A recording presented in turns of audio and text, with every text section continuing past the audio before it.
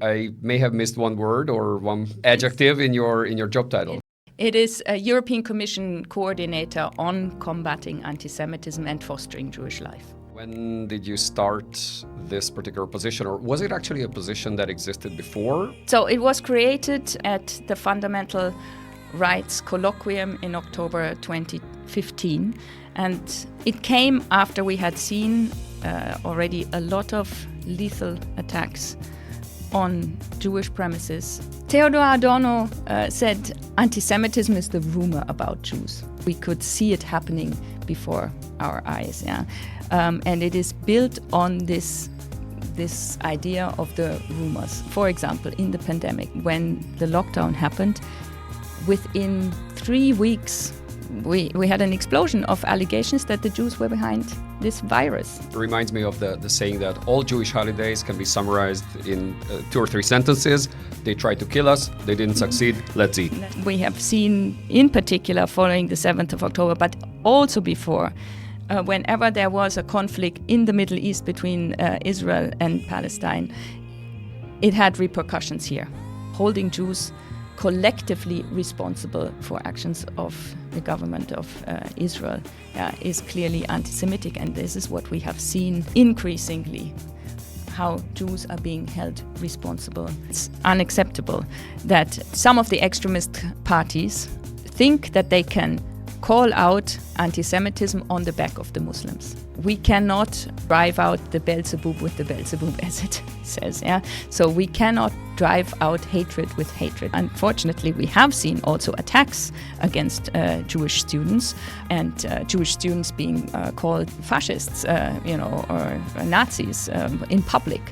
This is one aspect, but the other one is really also this ambience in which I believe not only for the Jews but in general for students the atmosphere is not very nice and not very productive to learn.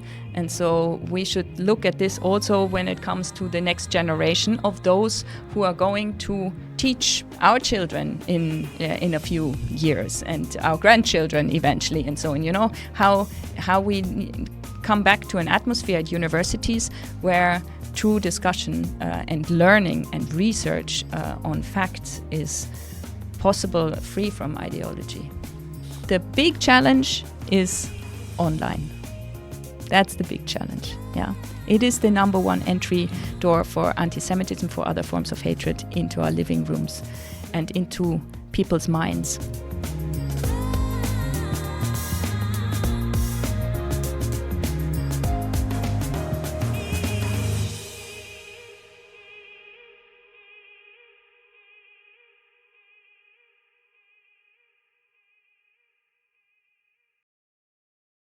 Welcome to the next episode of Beyond the Bubble, and it's such a pleasure to have here a baroness, a European official, and someone with a long history of working on European cultural, religious, and similar affairs.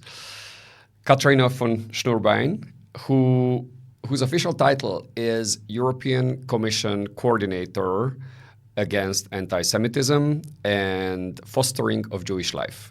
Did I get that right? Almost. Okay, you'll correct me in a second. And this is a topic which obviously is extremely sensitive, extremely, difficult, topical, timely. So we are going to address it with a lot of nuance, and we will pay extra attention to our choice of words. And those words are something that we're going to define and discuss in due course. With that, as always, I would encourage you and ask you to subscribe to the channel. And if you have comments, feedback, and questions, then make sure to let us know. And as always, if you comment under this episode on YouTube, keep it civil.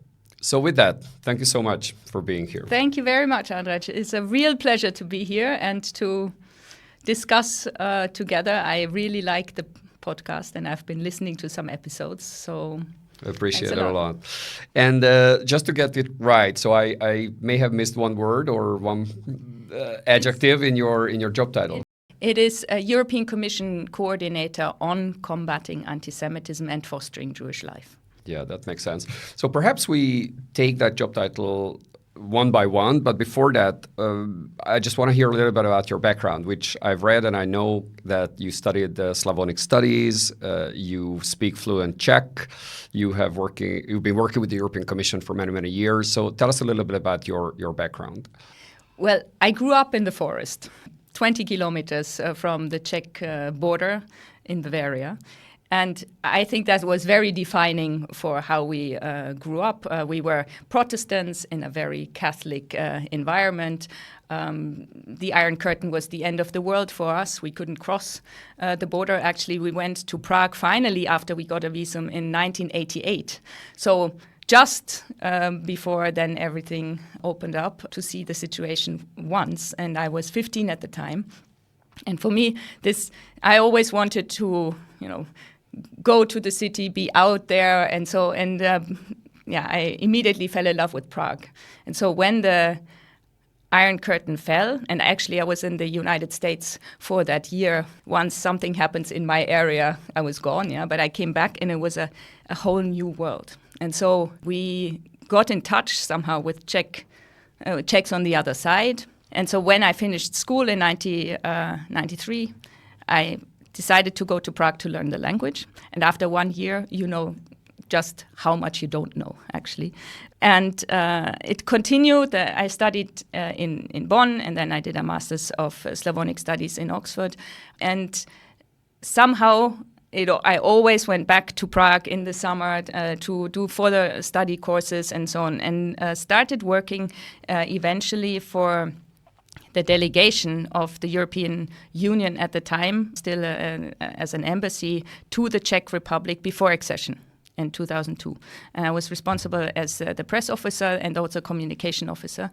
And it was a time of change in a way, a lot was changing there. And something that was very special also in the context of European politics, that we had a clear goal. So May 2004, with the accession, was everything that we worked towards, including with regards to the communication aspects. I organized a big event for the day of the 1st of May on Wenceslav Square. It was actually funny because we were preparing that. We were in a situation about a year before, I think, where suddenly we had for the first time all the cultural attachés of the enlarged EU around the table. And suddenly you felt that this was getting real. Yeah.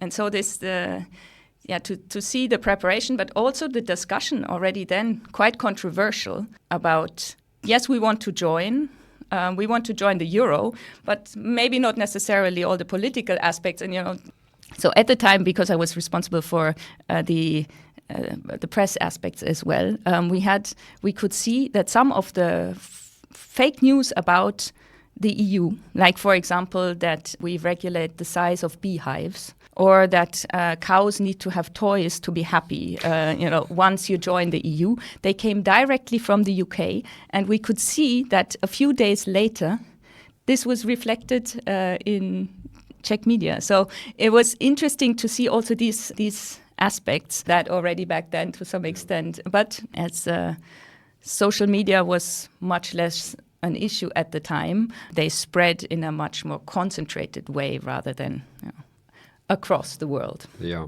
I think that aspect is something we're going to come back to when we go more into the core topic. So from there, how did you land in your current job? It was probably a decade or two in between, but how did you transition? Because you dealt with religious affairs and dealt with relationship with faith-based organizations. I came to Brussels with the then, at the time, Prime Minister Spidla, who became the first EU commissioner for the Czech Republic in 2004. Yeah, originally I thought I'm here for a few years, as so many, and so I'm still here. I was his spokesperson, and it was the link to the to the Czech Republic was still there. And then when that mandate finished, Barroso I, then in Barroso II, I moved to the advisory team of Barroso, which was called BEPA at the time, Bureau of European Policy Advisors. And there, among other things, I became responsible for the dialogue with religions and non-confessional organizations, which is a treaty obligation. Many don't know, but we actually have to have a dialogue, open, transparent, and regular dialogue with religious organizations and also non-confessional organizations. Can I just pause you for a second? So for the viewers to say, when you say we, that means European Commission, European Union? Yeah. Okay. Exactly. Or European institutions at large? Well, it's part of the treaty. So the treaty gives that obligation, obviously, to all institutions. And this dialogue exists also by the Parliament. Okay, by the European Parliament. But when you say non-confessional organizations, what does that actually mean? That's, for example, humanists, free thinkers, Freemasons, organizations that have a view on society as part of their identity, I would say. I mean, it's a pretty large umbrella, so to say, no? Because you could say, well, certain political organizations are also borderline there, because if they deal with societal questions, not necessarily outright political questions, they might be considered as such. No, they have to have a certain humanistic root, I would say, in order to qualify as non-confessional organizations. And then, of course, we have the churches on the other side and also other religious organizations. And I think actually it's important for the European Union to have this dialogue because it gives an aspect to our thinking that is very important. For many people, in particular when it comes to religion is an important aspect of their identity. So by having this dialogue, we can learn and be aware of the aspects that is important for a certain group of people in our society. For sure it is, because it brings a different aspect which may otherwise be missing or indirectly represented, and this is a structured way. So how does that dialogue take place in practice? Is it regular meetings, or is there input of sorts? So now I'm not responsible for it anymore. I can tell you how it was back then and also briefly go into how it is now. But back then what we had was that the three presidents of the institutions, so the European Parliament, the Council and the European Commission, met twice a year, once with the religious organizations and once with the non-confessional organizations on high level. And in between we had seminars on specific topics. So, for example, with the Greek Orthodox Church about the crisis at the time in Greece. We had a discussion about intergenerational justice.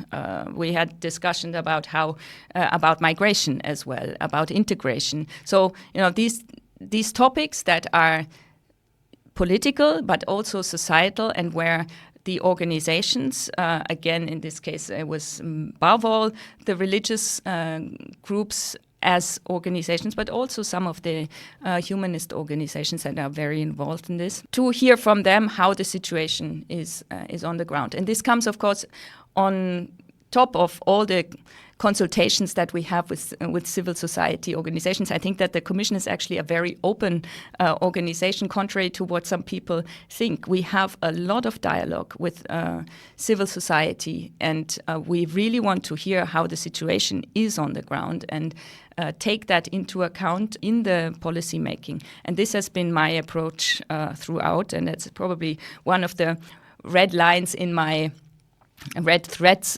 in my career also, this contact and this bridge building between the outside and the inside, and making sure that we know. And it was also the case when I was spokesperson. Yeah, you talk daily to journalists, but you also hear from them, and you feed that back into the cabinet, into the institution, to make sure we are aware what's going on out there. So I think it's very important to make sure that we stay on track.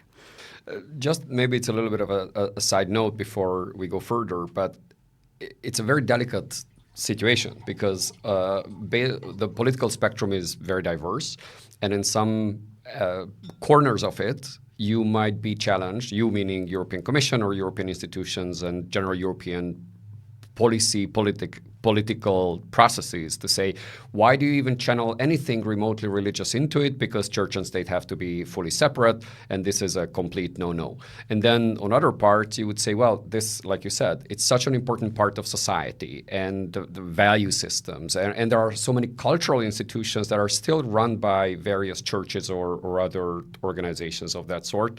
So it's an extremely important aspect to bear in mind. So it's this situation where, okay, how much, let's say, faith, maybe that's a larger word, but again, organized religion and politics or policy making overlap, right? Where do you draw that line? Yes, so I think it's important to, obviously the Commission is a secular organization, fully secular. Yeah, so it is not that we decide based on religious principles, but it's very important to be aware of the impact that religion can have on individuals, and that including people working in the institutions cannot take off their religious beliefs when they enter the building. They come with this as part of their identity. This dialogue was established under Delors because he, as a French, he understood that a secular state needs to be aware of all his citizens in a way, and recognize their identity, including when it is a religious one, obviously always within the framework of the rule of law. Yeah. And so I think that this dialogue can really contribute something to the policy making. And this concerns, I mean, the churches, for example, traditionally have a very strong support for the environment, the creation, you would say. So there are many aspects where in society things connect and meet, and for us to be aware of this can be a very good recognition of the real situation across society. That makes sense. And then going towards your current job. So when did you start this particular position? Or was it actually a position that existed before, or was it created relatively recently? So it was created at the Fundamental Rights Colloquium in October 2015. And it came after we had seen already a lot of lethal attacks on Jewish premises, in particular in France, at the time coming from Islamist extremists, including the lethal attack on the Jewish school in Toulouse, for example, where 3 children and a rabbi were killed. Yeah, and we saw this threat, and I think the Jews for a long time had asked the Commission to have a coordinator, to have an envoy, somebody to whom to talk about these issues. I was responsible for this dialogue beforehand, and in that context, I had contact to the religious side of the Jewish community.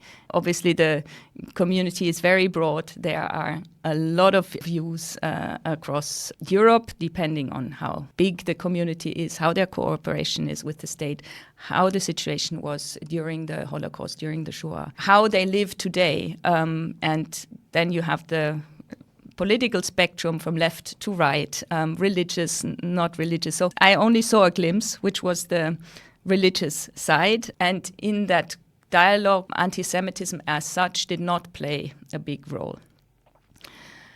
But I believe that the institutions recognized after the attack on Charlie Hebdo that these attacks that we had seen in Paris in January 2015, that the attacks that we had seen on Jews were actually attacks against all of us, against our democracy, against our value system, against freedom of speech. At the time, the Commission then decided to have 2 coordinators, one on anti-Semitism and one on anti-Muslim hatred, because as a consequence of the attacks that we had seen, including Charlie Hebdo, there was a lot of anti-Muslim sentiment and hatred that came up against Muslims on the street, and it's simply unacceptable. Whether you are hit over the head because you wear a kippah or because you wear a veil, in the end, it's something that is so deeply disturbing that it is worth and necessary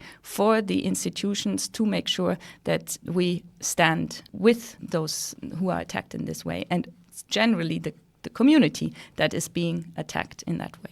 So in 2015, this particular, I wouldn't call it position, but office was established, right? Were you the first to hold it? I was the first one, yeah. I was appointed in December 2015. 2015. Mm-hmm. So you've been in this job for quite some time. Yes. Okay, yeah. So you must be doing something right if you are in that job since.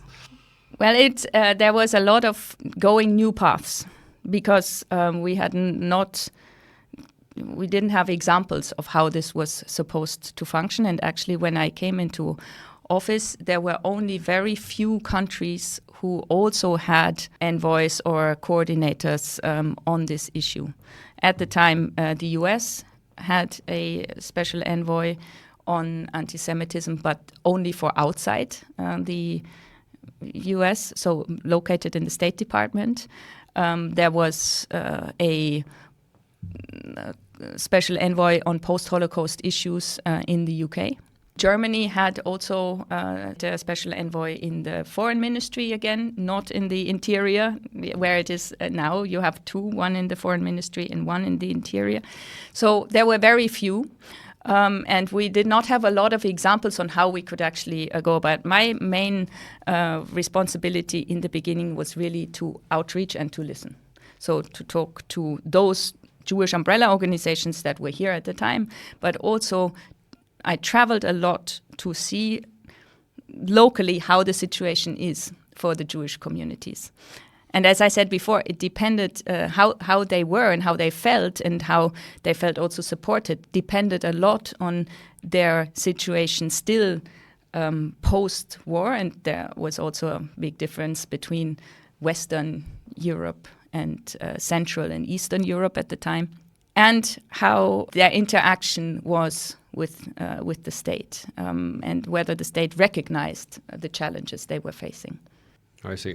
I'm just reminded, I actually completely forgot about it, but as we scheduled this meeting, I remember that once I wrote a short study for a book that was published many, many years ago on what EU institutions can actually do against anti-Semitism. Really? Yes. Wow. It was like Okay. good 10 years ago, around that time. But my sort of conclusion at the time was not so much, because institutionally speaking, the EU institutions are about a lot of things, and first and foremost, stemming from the economic side and the internal market and all those aspects. But when it comes to such, let's say, to some degree, gray zone areas, and we're going to get into it, what it actually means, there isn't so much they can do. Now there are some security aspects, there are some cultural aspects, there are some other, again, perhaps online platforms and hate speech and fake news is let's say a bit of a umbrella term, but when it comes to misinformation and hate crimes and all the rest. So there are many more aspects now that the EU institutions and EU legislation has gained certain powers compared to how it was 10 years ago.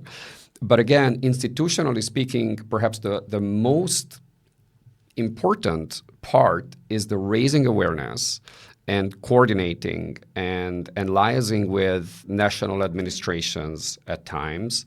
So basically being that hub in that system where you can find where to channel certain information. Is that a correct understanding of it?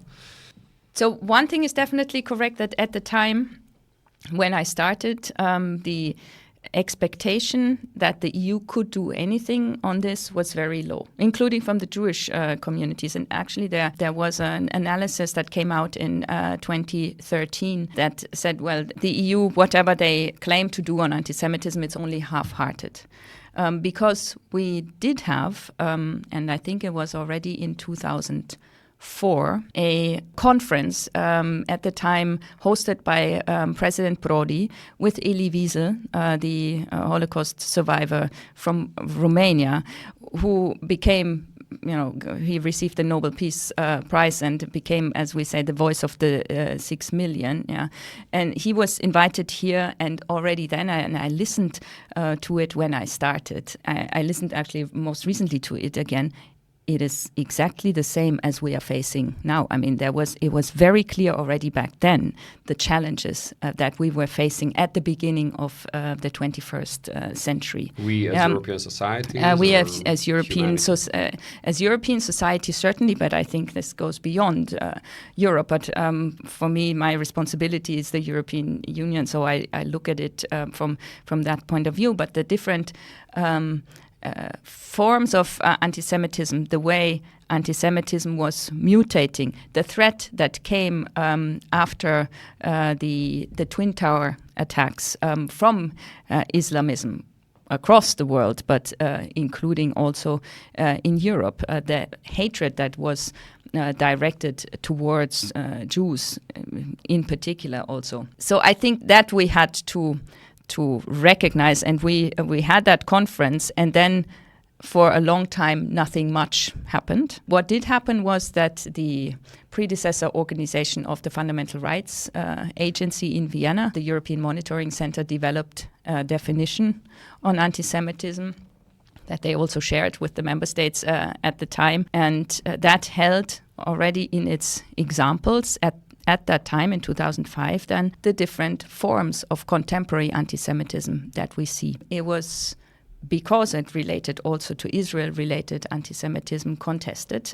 So in 2013, one decided to take it down and not use it. And it became then 3 years later, in 2016, the definition that was adopted with a few changes by the International Holocaust Remembrance Alliance, and it became the normative definition that we use today in EU politics as the basis for our work. That was happening, but in terms of policy, we did not have, in the same way as we have now, targeted policy that addresses anti-Semitism.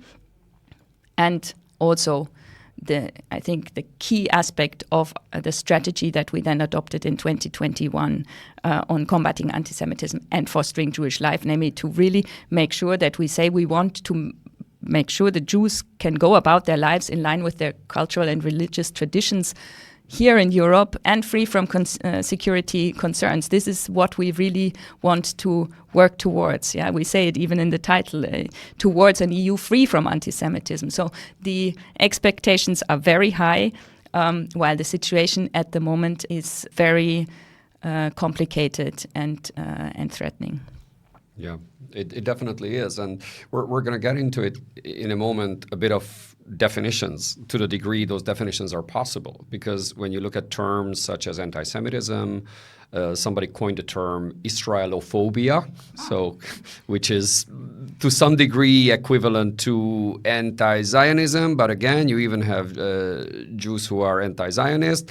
So it gets very difficult of where is the overlap between the particular politics of a country, which is always referred to as the Jewish state, even though 20% of its population is not Jewish, because it's Druze and it's Baha'i and it's Christians and it's Muslims and it's many others.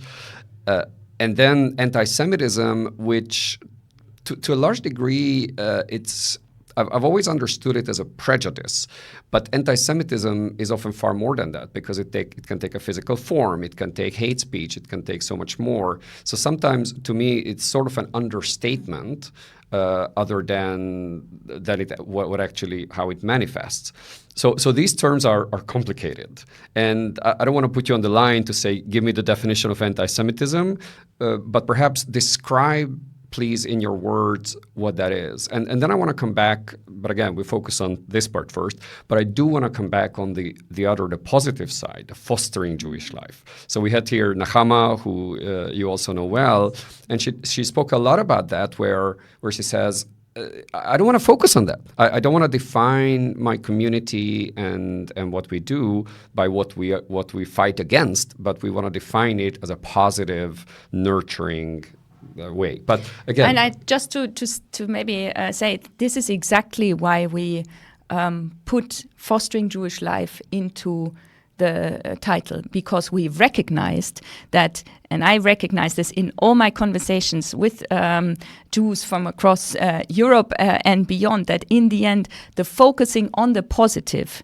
is such a Jewish trait. Yeah? We need to recognize where we can also learn from this. In the end, the positivity in all the challenges that there are, it is always about life and about resilience and moving on. For example, we just recently had our civil society forum that we bring together about every 2 years, where Jewish organizations and non-Jewish organizations that work in the field come together to network, but also to develop new projects and to exchange ideas and so on. And one of the key ideas out of that now, after the attack on the 7th of October and the explosion of anti-Semitism that we have seen since then, was from safe spaces to brave spaces. To say, yes, we will have to connect again with those where the relationship was broken, and a lot was broken after the 7th of October. In fact, immediately afterwards, a lot of the alliances, with in different countries turned out differently, but in a lot of countries with the Muslim community, it became very difficult. In some countries, the environmental community, the LGBTI, suddenly Jews had to renounce Zionism in order to be members of LGBTI organizations, for example, in some countries. So this we saw happening, and the fact that out of this civil society forum came the idea that, we need safe spaces in where we can be who we are, but from that we should go into brave spaces where we connect again and build bridges. Bridges have to be built from both sides, but this willingness to say, and we go forward and we want to be out there and connect again, I think was a very typical outcome. Yes. It reminds me of the saying that all Jewish holidays can be summarized in 2 or 3 sentences. They tried to kill us. They didn't succeed. Let's eat. Let's eat. And I think that the let's eat part is what you're saying is, okay, here, let's enjoy life, right? Like let's keep our belief that there is a better way of being right now. So, but going back to the previous point, so anti-Semitism, if you can give some description, maybe a full definition, but rather in your own words to describe how it's being looked, what is it? Theodor Adorno said anti-Semitism is the rumor about Jews. And I think in a lot of ways it sums it up, the different aspects of anti-Semitism. We have this mutation of anti-Semitism that we have seen in different forms. Even in the last 10 years when I was responsible for it, we could see it happening before our eyes. And it is built on this idea of the rumors. For example, in the pandemic, when the lockdown happened, within 3 weeks between the start of the lockdown and then Pesach or Easter, at the time it was at the same time, we had an explosion of allegations that the Jews were behind this virus. And if they were not behind it, then they were now developing a vaccine that they would maybe give to others to make money or just keep for themselves in order to survive. And so these kind of ideas were there like this. So that's one aspect, this rumor, the conspiracy that develops when either you're not happy with your own situation and you are looking for a scapegoat. So somewhere out there is someone who is directing life against you. And the other aspect, and I think this is of the conspiracy, is that when you believe in a democracy, that someone else is directing your government but the elected representatives, then actually your trust in democracy is really low. That's something that also shows why there's such a connection between shielding democracy, defending democracy, standing up for democratic values, and the fight against anti-Semitism. this is one aspect. And then we have the second aspect that is really the expression of how it is expressed, either because of social media, where obviously it spreads super fast in terms of hate speech, really instigation to hatred. And then, as we have seen, and we have seen unfortunately since the 7th of October, increasingly and in an explosive form, the hate crime also against Jews, in particular those who look Jewish, but also, anybody today Jewish, I think, feels that there is something that if you don't behave in a certain way will be held against you. Yeah.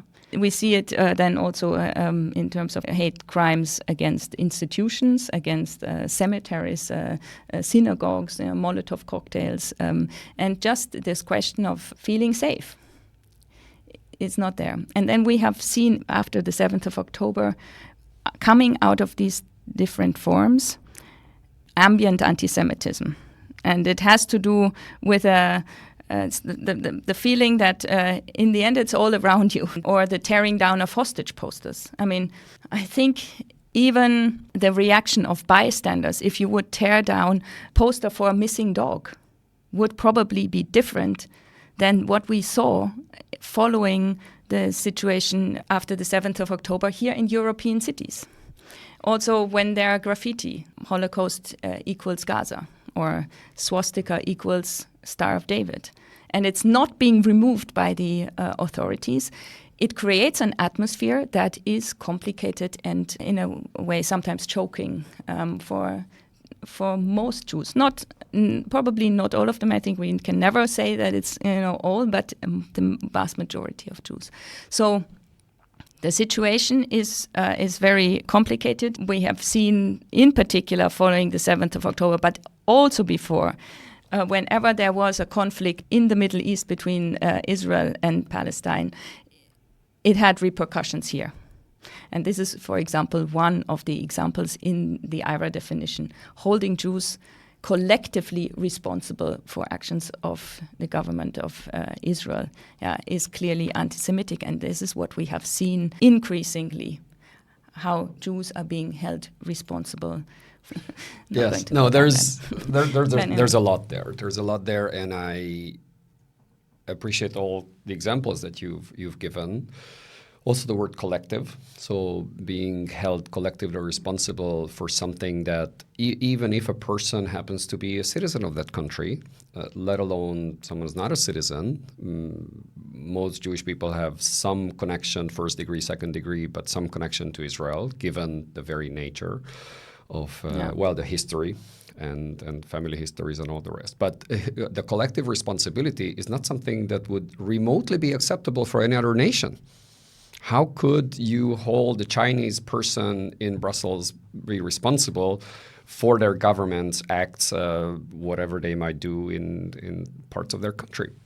So that is totally no, but that's where the double standard comes in and say, well, you are responsible, but then a certain conflict happens where you mentioned environmental movements. So someone who is Jewish and, let's say, Zionist because they believe in Israel's right of existence, and again, we're not talking about the 67 borders, we're not talking about all the other very sensitive, difficult parts, but the very act that the United Nations has approved and voted positively to create a country from 1948.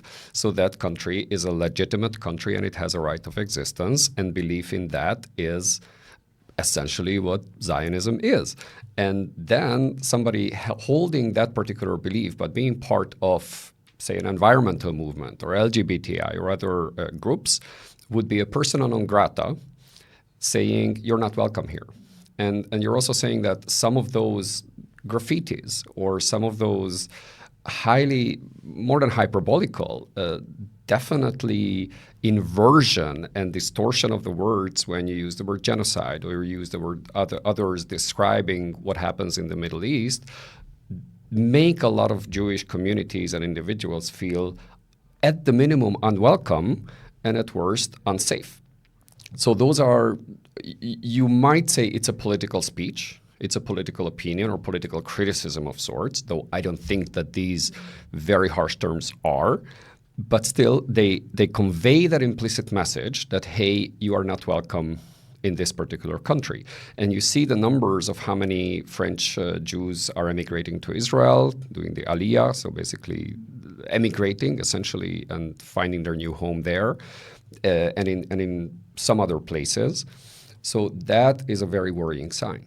And again, as always, this is not about Jews. And anti-Semitism is ultimately not about Jews. It's like you said early on, it's a pathology of a certain country, of a certain community that they, hey, something is wrong. Because you have here a certain group, certain minority, which you are essentially excluding. And if you do it to one, it's always a slippery slope. We've studied history, you studied history in depth. It's always a slippery slope that leads to much larger societal pathologies. So finding that one early on becomes essential to save certain societal, dare I say, Western is probably not ringing well, but I say liberal values, where you protect everyone's own identity in a society so they can live freely. Yeah, well, some also talk about anti-Semitism without Jews. It is possible to have these anti-Semitic conspiratorial ideas, and some having probably even because they don't know Jews. And if we think about why do people in Europe today don't know Jews, have never met a Jew, at least not knowingly met a Jew, it is a direct consequence of the Shoah, of the Holocaust. Yeah, because before the Shoah, we had 9 million Jews in Europe. It was the largest Jewish community worldwide. Now we have, and it is always overrated if I ask people, how many Jews do you think there are in Europe? You know, we are in many millions, but in the end it's only 1.2, 1.5 million, and that already includes then also Ukraine. So this consequence, and I think this is also where our institutional responsibility comes from to foster Jewish life, to say the Holocaust, as was the Second World War, but the Holocaust was a defining moment for the European Union, for the creation of the European Union. And if we see Jews under pressure and attacked as we see it today, we as institution have a responsibility to also foster Jewish life, certainly to address anti-Semitism, to push against it, to prevent it if we can as well, but also this aspect of fostering Jewish life. And here we are talking about European citizens. It's very important. We are talking about our citizens that are not safe. There is, and the president said it, no war, no political opinion can excuse anti-Semitism. Seeing Jews here through the lens of the Middle East conflicts in its various forms over time, and in particular now, is not only unacceptable, it's really anti-Semitic. It's important to recognize this, because in the end, there are many people who actually don't know that much about this conflict and how, as you said, I mean, in the end, it was created in 1948 based on a UN resolution which offered a state to the Arabs and to the Jews, and the Jews said yes. This is not known by many people, but there are few people that I meet that don't have an opinion on the situation there. Many have never been there, and still, I think the diagnosis is really important to accept and to recognize the situation. In some cases, it already starts there, that it is not recognized. So the European Commission wants to rely on data, on fact-based policy making, and therefore we have to make that diagnosis and not be shy about the difficult situation that we face, and also, I mean, with regards to the Jews, what would it help them and us if we tried to deny the fact that the situation at the moment is very complicated and very dangerous also. But what we have seen, and actually President von der Leyen came into office in December 2019, and shortly before, on Yom Kippur in October 2019, we had an attack by a right-wing extremist, someone who had radicalized simply by sitting in his room and reading about the so-called replacement theory. So the idea that Jews will send in Muslims to replace the white European population. And that was sufficient for that perpetrator to create a 3D weapon. And then on Yom Kippur, which is the highest Jewish holiday, where the synagogue is full, he went to the synagogue in Halle, a city in Germany, with the aim to kill Jews. He could not enter because the door was stabilized, and then he killed randomly a passerby, and he went to the Turkish kiosk to kill also that person's vendor there. Yeah. This was sort of the pretext in which President von der Leyen gave a speech from Halle, from words to action, to make sure that the European Commission would create a strategy on combating anti-Semitism and fostering Jewish life, which we then presented in 2021 in October. And in that strategy, which is based on all the previous outreach and cooperation with Jewish organizations and learning also about the situation and recognizing it, we have 3 pillars. One is on anti-Semitism, combating anti-Semitism online and offline. Then in 2022, the Digital Services Act was adopted, and obviously addressing anti-Semitism online, like many other aspects online, and creating a legal framework for platforms to operate in Europe was a very important step. But also the offline dimension and recognizing it, so creating a methodology to record anti-Semitic incidents, because if you don't see it, you don't fight it. So data collection is an important aspect, and actually now we have just under the Polish presidency in Gdansk held a high-level meeting on hate speech and hate crime, where we brought together the envoys from the different countries that have in the meantime been appointed as a reaction also to my appointment, and law enforcement authorities from the police and so on, to see how a methodology that has been developed in the last 2 years can now be implemented concretely. We started from anti-Semitism in this case, but the aim is now to ensure that all different forms of hate crime are individually recorded so we can better address it. So also against Muslims, LGBTI, all the other forms of hate crime that are directed against a person because of their identity. And then comes the immediate question of how that compares to free speech, because you would have the free speech absolutist, or even those whose stance is very libertarian, if that's the right word. Where would you draw that line? Where say, okay, is it censorship or is it not? Because hate speech obviously is repulsive, but should it be demonetized? Should it be deplatformed? Should it be just decreased in its visibility? I think Europe here we have fought for a long time to have freedom of speech, and it is not something that the Commission would give up. Quite the contrary, if it is breached, we have to address it. However, and that is important under European legislation, hate speech is not free speech. This is something that is maybe specific to Europe, but it is also rooted in our history, because we know where hate speech can lead to. Of course, in the end, you have to also see before courts if there are doubts. But it is most of the instigating speech you recognize. It's instigation and incitement. Incitement, right? Yeah. So.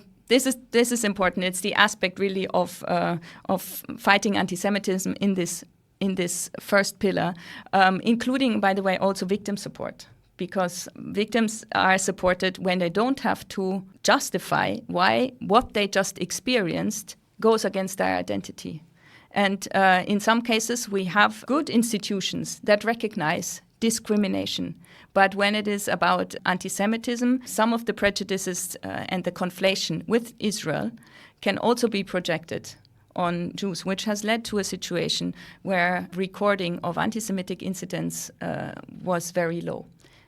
Although we knew they are happening, but the trust in the institutions, not only law enforcement, but also different equality organizations, was low. And so this is something we are also trying to address by making sure that there is an increased knowledge about anti-Semitism in organizations that support victims. Yeah.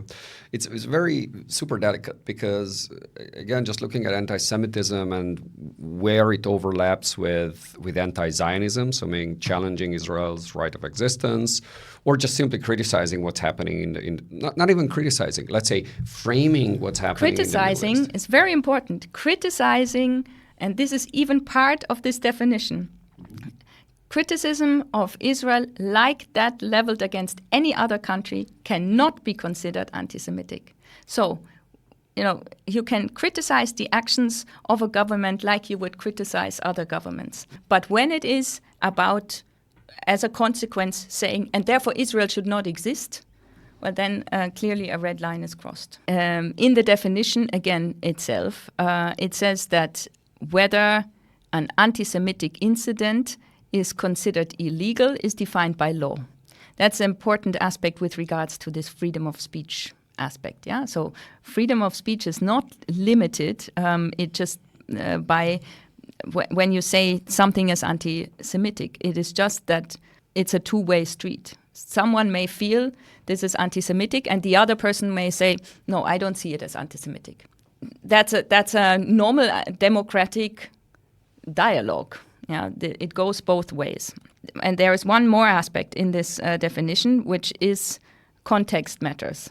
But it's important to recognize that the context in which something happens it can affect also directly a person. And we would say in all other forms of hatred and discrimination against a person based on their identity, that the victim's perspective is the perspective that is our starting point. This has really been established over the last 20 years also for European policy making. And so when it comes to anti-Semitism, I believe that we should also have a look at what Jews consider as anti-Semitic. And obviously there is a wide range. Some Jews may not consider something anti-Semitic, which others do. In the end, a lot of it is also black and white, where there is the need to call it out as anti-Semitic. Yeah, it's very delicate, like you say, because it's so contextual, and also there's a lot of subjectivity, like you said. We had a campaign here, a poster campaign, in the European quarter that happened a few weeks ago, where 3 of our partner organizations were targeted with people from that organization with their faces up and beneath lobbying for genocide, with a link to a website where their addresses could be found, the addresses of the organizations, as well as more information about the organization, how they are funded, and so on. This is clearly anti-Semitic because, first of all, it again holds Jews that are here in Europe responsible for the situation there. They are organizations that fight anti-Semitism, that are engaged in addressing Holocaust distortion. And of course, they also have a relationship with Israel. They are in touch with Israeli organizations, maybe also the government and so on. That does not mean that they necessarily endorse what the government does. So to have that kind of accusation with your own face in a continent where we had the Holocaust, I think is very pernicious. As a consequence, Commissioner Brunner, who is responsible for the fight against anti-Semitism in the current commission, he invited Jewish umbrella organizations to have a chat and to listen to their situation and also to their ideas as what should and could be done. And I think this is an important reaction from us as an institution to reach out and to say, we will stand at your side and we support you. We are in full solidarity because what is happening is unacceptable and contrary to our values. Yeah. And I ask it as an open question, though I know the immediate answer will be yes, and I'm just curious about the details of, have you personally been attacked? Nothing physical as far as I know. No. Hopefully that stays here like that forever, but certainly verbally or through emails or other means of you being called names or you being personally called out for your stance on these particular issues. And I see you're wearing the yellow pin, which is to release the innocent hostages, and so all of those symbols. Yes, of course. But I have a tendency not to dwell on this because I know that part of the hatred always also goes and can go also against people being either perceived as Jewish or people who are standing with the Jews. If you stand with the Jews, I think it is part of your job description in a way.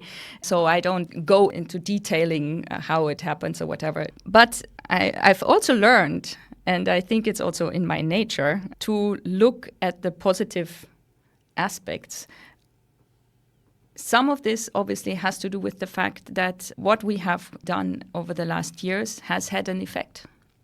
Yeah, there is, I think, and this is something also in the context of our strategy, we, from the start, were very clear we cannot do this alone. We need the member states, we need local authorities, we need civil society to be with us, and we have reached out significantly. This has created an increased awareness of anti-Semitism, of the effect it has on Jews, on democracy, and as part of that, for example, in that period since 2021, since we adopted the strategy, we now have 24 EU countries that have their own national strategies against anti-Semitism, and many of them also explicitly on fostering Jewish life. That means that a lot of ministries have been activated to contribute to such a strategy, that there is funding involved, that there is support for the Jewish community nationally, regionally, and also locally. There is a mayor's network of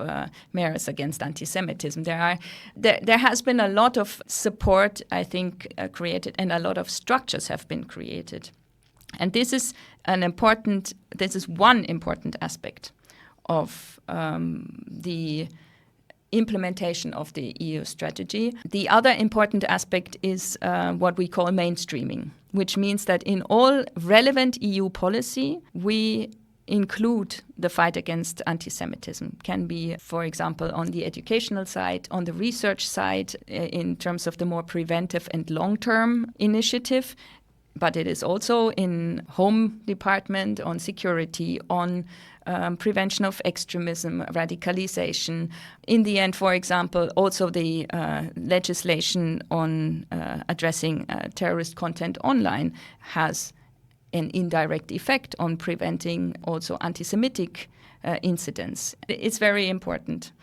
And another aspect is what we can do as European Commission ourselves, where we have an added value. One of the aspects is creating networks across Europe. That is something that I think we can do better than it coming from one member state. That's like combating hate speech online or addressing disinformation online. Here also, I think the EU as a institution has more weight internationally.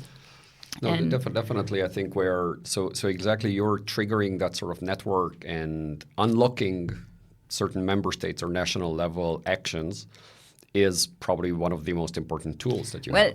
Well, we can do whatever we want here on European level unless it trickles down in the end to the cities. The situation will not change for the Jewish community. So we want a situation where Jewish life can thrive. And that means we must make sure that really on a local level there is awareness. And I met the other day a mayor of a big European capital, who, following the 7th of October, he said, the Jewish organizations, they have my phone number. If there is any violation or graffiti, they can text me and I will send in someone to clean this up immediately. And that's a mayor not of a small town. But he took this responsibility to say, they are our citizens, and so we take care. Munich, for example, recently did a study how Jews in their city feel following the 7th of October. Yeah, and this is taking responsibility also on a local level. But what I meant with networks is not only between member states, but really also on certain subjects. For example, we are creating a network of places where the Holocaust happened. It's called ESHEM, where the 44,000 already identified sites where the Holocaust happened in one way or the other. So not only killing sites or concentration camps, roundup places, but also places where Jews were hidden or escape routes. The less survivors we have with us to give their own testimony, which is still the most powerful, I think, way of learning about the Holocaust, to hear a survivor speak. And maybe just in brackets, I'm really always impressed and so grateful to all those survivors who go through this pain again and again just to strengthen our democracy and to convey this knowledge and their perception of it to the next generations after them. So, and a real shout out to all those also with whom we work who do this on a regular basis. So I wanted to ask you about, it's a very delicate topic or question where often the supporters and often relatively new supporters of Jewish communities are the ones who are on the very end, usually the right end of the political spectrum, because often they are seeing as a political opportunism or opportunity in supporting those communities and signaling that, hey, we stand where we stand, but it often is coupled with a lot of anti-Muslim hatred or at least prejudice. So how does those, dare I say, unholy alliances work? And again, if you could say a few words about how the fostering Jewish life and fighting anti-Semitism relates to relations or conversations with Muslim communities? So first, I think that it's very important that the center of the political spectrum is clear on anti-Semitism, calls it out and stands up and does not conflate in any way the situation for Jews here with the situation in the Middle East. Yeah, that's, I think, very important because the fringes have become more vocal and the extremists also, because there was a certain void. I think it is important that the center is and becomes also again stronger on calling out anti-Semitism. And then you're fully right, and I think it's unacceptable that some of the extremist parties think that they can call out anti-Semitism on the back of the Muslims. We cannot drive out the Beelzebub with the Beelzebub, as it says. Yeah. So we cannot drive out hatred with hatred. If you think you address anti-Semitism by promoting hatred against Muslims, it will not work. And here we are very clear. The Commission, we stand against any form of anti-Semitism and against any form of anti-Muslim hatred. It's very important. And therefore, in the end, those right-wing extremist parties do not do a favor to the Jews, even if it may seem on the surface that they are calling things out and address it, and it needs to be addressed. But if the question is then always, and who did it, and what needs to happen to them, yes, they should leave here. No, that's not the way it goes. And by the way, we have obviously a threat coming from Islamism. We have a threat coming from the far left. But we still also, after all these years, 80 years after the Shoah, have a threat coming from right-wing extremism. And so we have to be aware of that. And it's interesting that all these forms of extremism, they can't agree on a lot, but they can agree on anti-Semitism and Jew hatred. And we need to be also in this analysis very clear.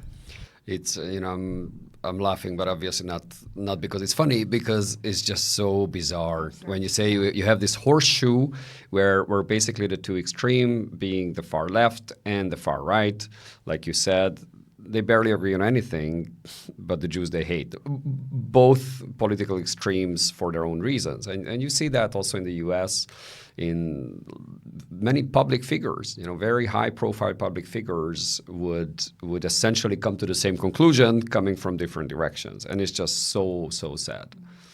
And I think there's another aspect that needs addressing as well, and it's part also of the fostering Jewish life aspect. If we look at universities today and the fact that in some cases Jews don't necessarily go there anymore into live lessons at university, they rather connect online, because they feel threatened, or they feel that the atmosphere coming in particular in that case often from the far left is such that they cannot feel safe. This is problematic for the Jewish people. Obviously, it's a question of access to education, and even a question of discrimination in that case. But on the other hand, it's also when we look at the culture of how we discuss and how we express dissent. Universities used to be places where you could discuss hard on facts and then agree to disagree. At the moment, there are spaces in universities, and again, one should not generalize, but there are spaces where this is hardly possible, where just for being Jewish, you are not given the mic anymore. Yeah. And you're being threatened. We're supporting the European Union of Jewish Students, also as a framework partner, for them to express their Jewishness on campus. It's become difficult. Where they used to be able to do, Shabbatons or something like that, it's not so easy at the moment. And again, it sometimes it doesn't take the form of an overt discrimination, but social exclusion or being. It's not the ambient anti-Semitism again. Also, yeah, it can be, and sometimes, unfortunately, we have seen also attacks against Jewish students, and Jewish students being called fascists, or Nazis in public. This is one aspect, but the other one is really also this ambience in which I believe not only for the Jews but in general for students the atmosphere is not very nice and not very productive to learn.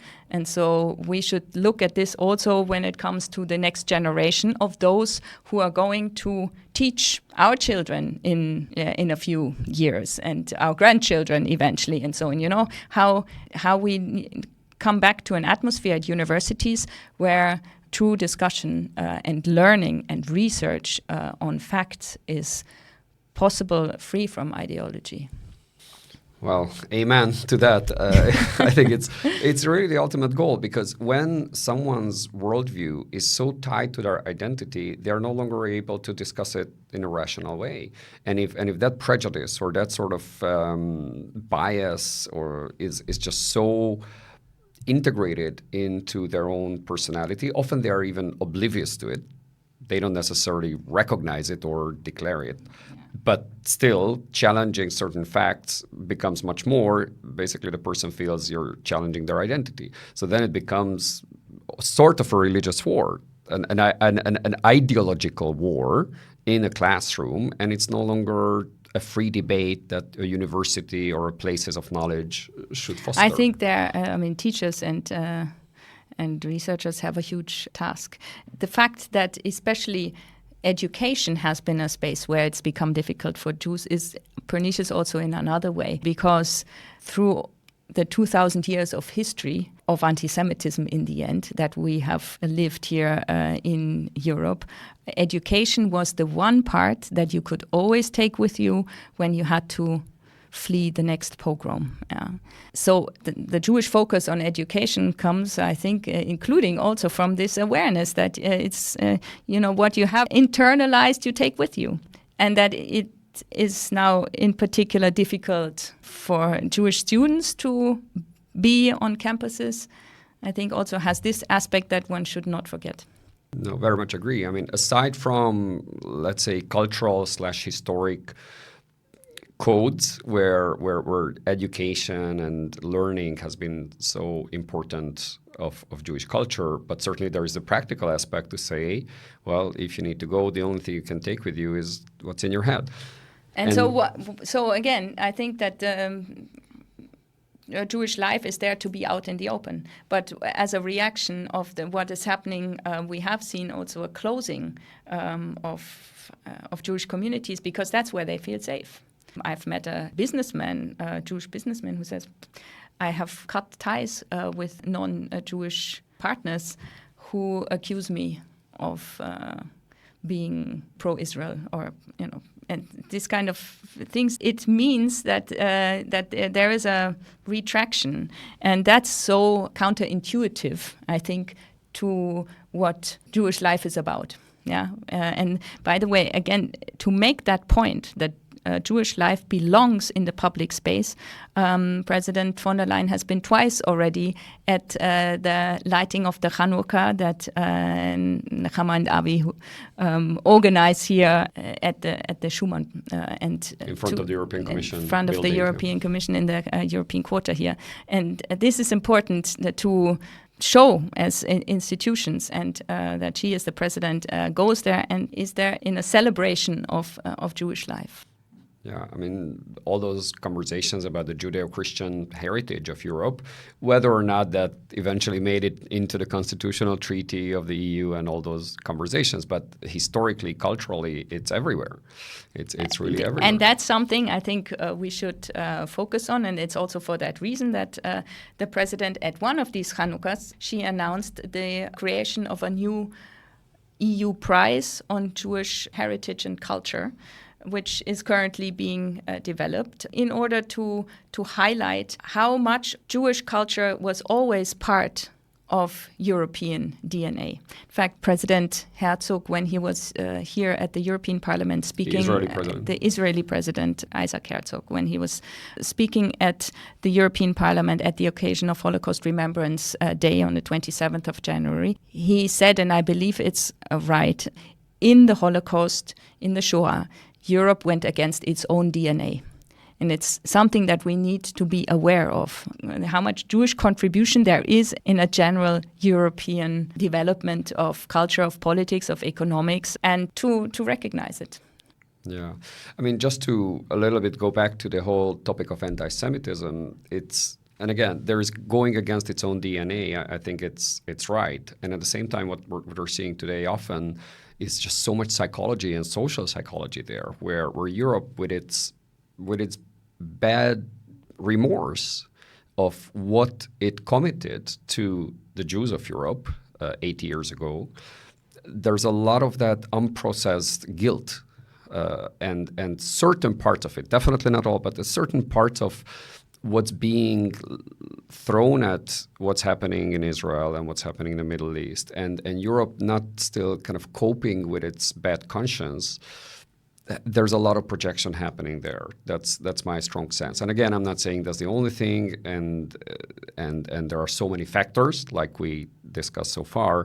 But again, to say, well, look, those who were the victims and their descendants, who are even secondary victims because of transgenerational traumas, look what they are doing.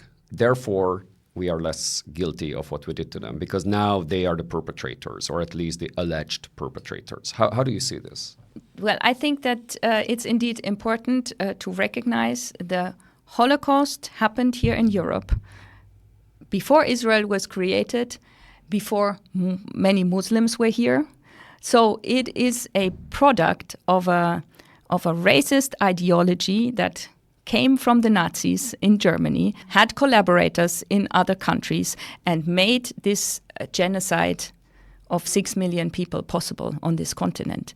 It is our responsibility, it's our history, and as I said before, the European Union was, among other things, also created to prevent something like this to happen again here. And so very important to see that we as Europeans take responsibility, and as part of one aspect of that, the European Parliament now commemorates officially in the plenary the Holocaust, but it cannot stay simply at commemorating. We also need to act against anti-Semitic incidents that in some cases remind us of what happened back then. And the European Commission also has created its own Holocaust Remembrance Conference where we address these current trends.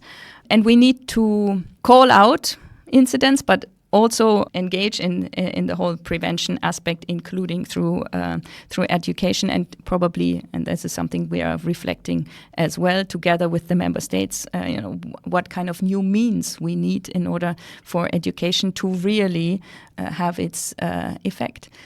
So some of the incidents that we see today remind us of what happened in the 1930s and 1940s. But the big difference today is that probably for the first time in European history, Europe and all its member states stand with the Jewish community.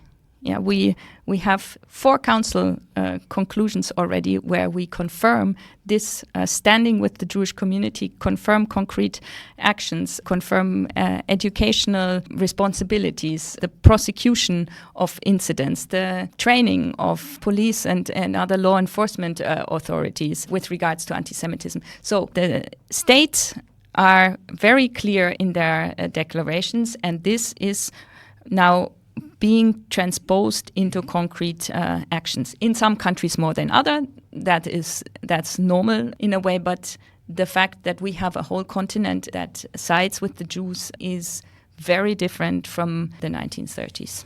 I think while this is commendable, there is still quite a lot of skepticism in large parts of the Jewish communities. And again, not denying the efforts, but to say how successful are those.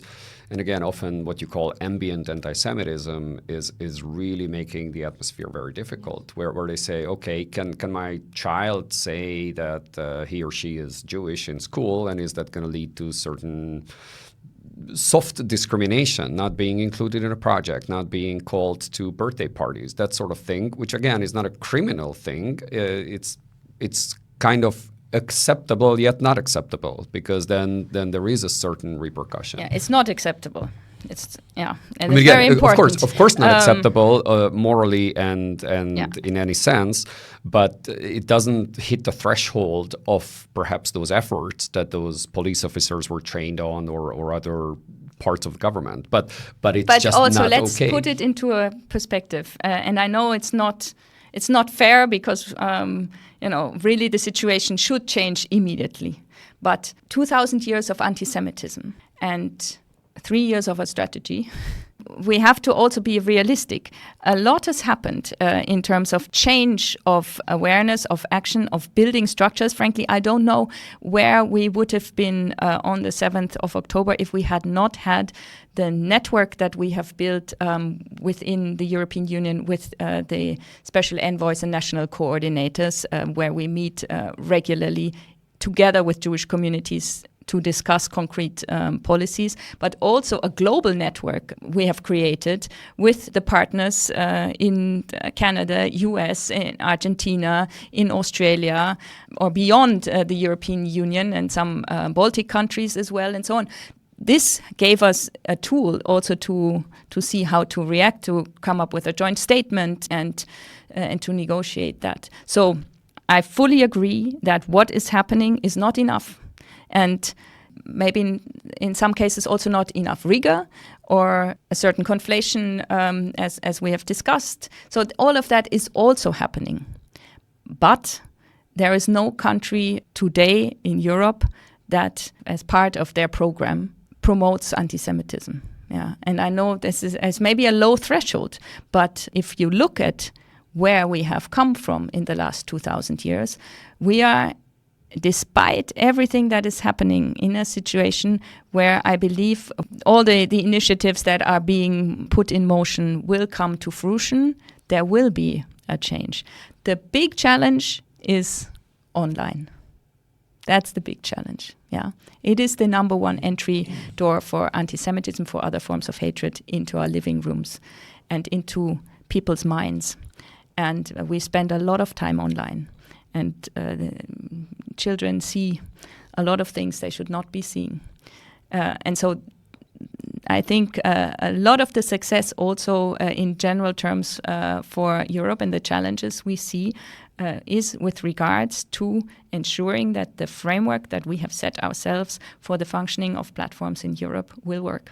Yeah, absolutely, because not only organically, so to say, those who hold such views and present information in a very pointed, manipulative way, but there are a lot of bad actors, and often state-sponsored bad actors who promote for interference, the whole information manipulation space, where they deliberately push those kind of narratives, which again may not be outright anti-Semitic, but divisive enough for societies to have certain cleavages along those lines.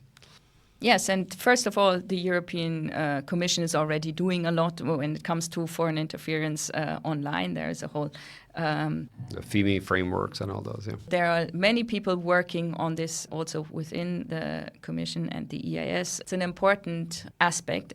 We are now also creating a network of organizations that can discern anti-Semitism online. That's one of we stopped at the networks before, but that's another Europe-wide network. In the wider context of addressing hatred online, there will be a subgroup of organizations that work already on detecting anti-Semitism online and addressing it, either because it is illegal, needs takedown, or because it is so-called lawful but awful, needs addressing. And I'm not saying necessarily counter-speech, because as we know, counter-speech can also perpetuate the hate speech, but we need to work together across in all EU languages, and with AI this is becoming also easier, and also address content of non-EU languages that transports anti-Semitic ideas into the European Union.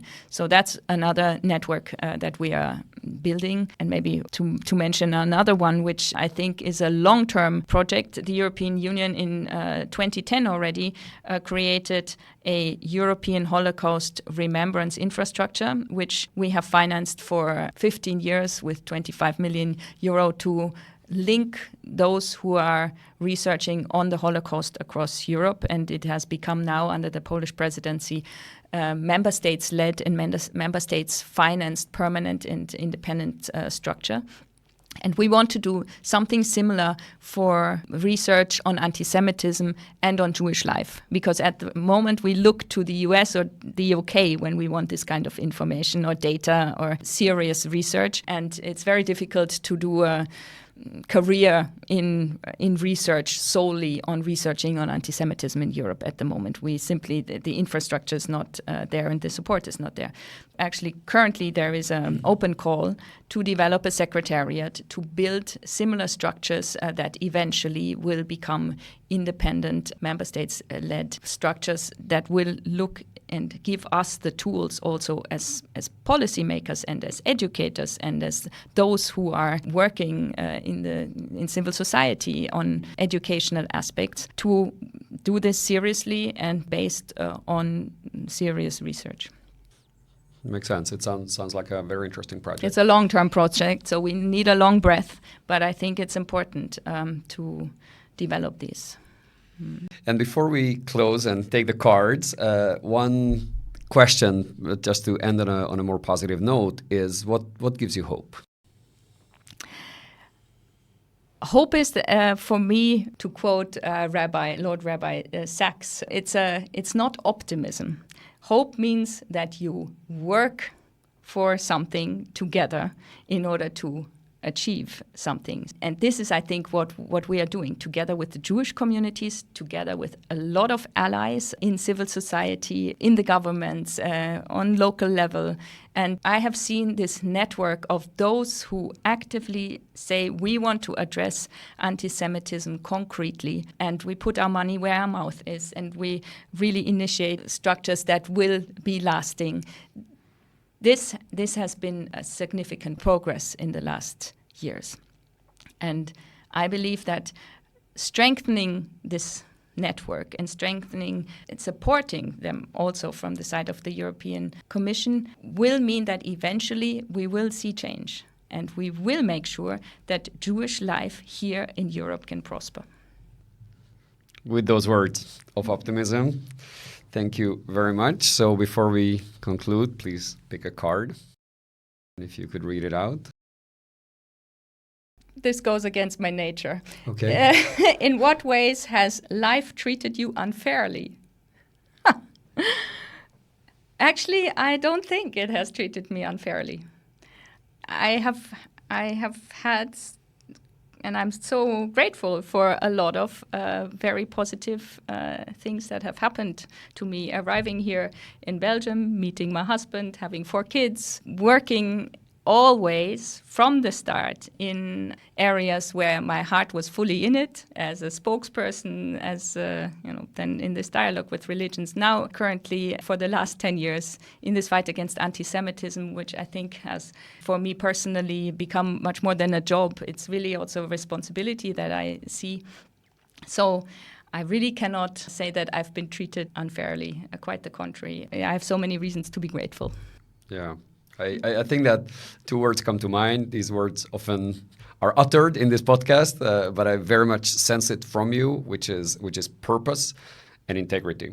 And I think once you have those 2, and it also ties back into the fighting anti-Semitism one, and what Jewish communities would endorse is indeed having or finding a purpose and integrity in your life that will not make you feel that you've been treated unfairly, even if you happen to be. Yeah. And learning also. I think this is an important aspect of as well. I feel that I'm constantly learning, also in the interaction with the Jewish community, including learning about Judaism itself, and thereby also being more aware about my own beliefs. Yeah. So the learning aspect together with the purpose and the integrity, thinking that you can always develop further and new, is important to me as well. Thank you so much. Thank you very much. Köszönöm.